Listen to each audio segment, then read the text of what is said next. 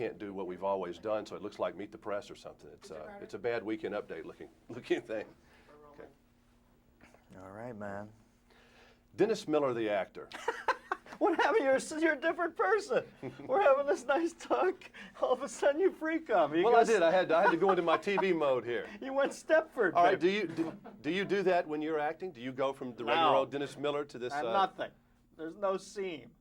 When I did The Net with Sandra Bullock, we used to play a game where we would try to play around and screw up and like mess with each other's heads, and we tried to play how far can we go up to the scene that we're about to do before we quit doing that. And it got to the point where even after they said action, I'd be whispering into her ear trying to make her laugh.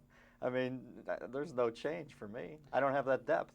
I am the world's most shallow man, my friend, and well, damn proud of it. I'll challenge you on that one, but we'll have a shallow off here in a few minutes. There's nothing wrong with being vapid as long as you're insightful about it. Let's talk about Dennis Miller, okay, off at home. Yeah. Do you watch a lot of Larry King? I mean, how do you spend your off time? I time? like Larry. I watch old movies. I like TV that's brilliant, or I like TV that's horrific. I don't like TV in the middle that much. I like stunningly bad or good stuff. I bet you're one of these zappers, aren't you? You're watching all the channels at once, aren't you? Yeah, I've had the scan button on my remote control crazy glued down. I don't even vaguely pause anymore. It's just. Are you an athletic guy? I'm like Malcolm McDowell at the end of Clockwork. Are you an athletic guy or a couch potato? Well, I play a little tennis, play a little. No, I'm not a complete potato. I'd say I'm a couch cottage fry. How's that? Think about that one for a while.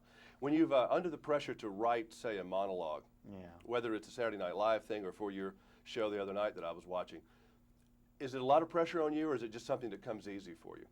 I'm kind of pragmatic about it. I get to a point where I realize, I putz around like anybody else, afraid to confront my, for lack of a better word, muse.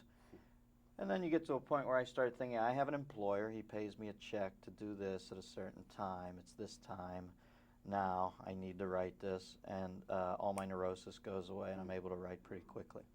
And by the grace of God, you could be on this side of the camera since you were a journalism major in school?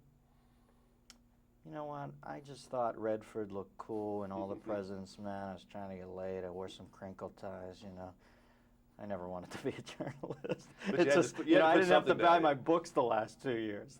That's why I got into journalism.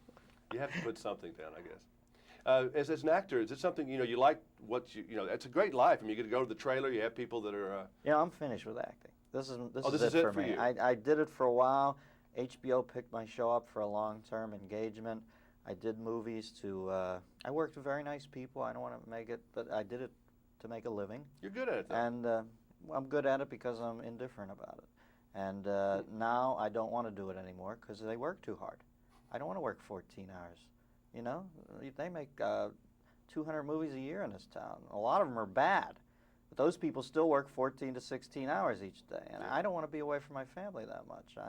I don't want to get up at 8 and work till 2 in the morning and have somebody tweaking a key light so they can get my reversal.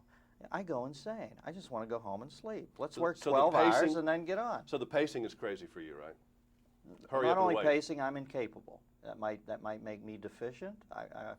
I'll lay claim to that. All I know is this. The one thing I learned in my brief sojourn into the movies is I think those people in those unions and that are true artists because they really, and I'm not doing this to suck up. I think if you know anything about me, I'm kind of rough on people to some extent, but I was touched by their need to get it right. I don't have that. I don't view the world as a perfect place, and I just try to do the best I can, and I hope I hit enough doubles that I get to stay in the game. But those movie people, I would have a makeup woman who I knew had been on for like 14 hours at that point, coming over to dab one spot on my forehead, in the 15th hour of her day that she saw gleaming, and I think, God bless you, man. I don't have this together. I'd be in a coma over in a chair just thinking, fuck it, let his head shine. All right, Dennis. Thank you. Okay. That's true. Great. We'll get your tapes for you. I couldn't.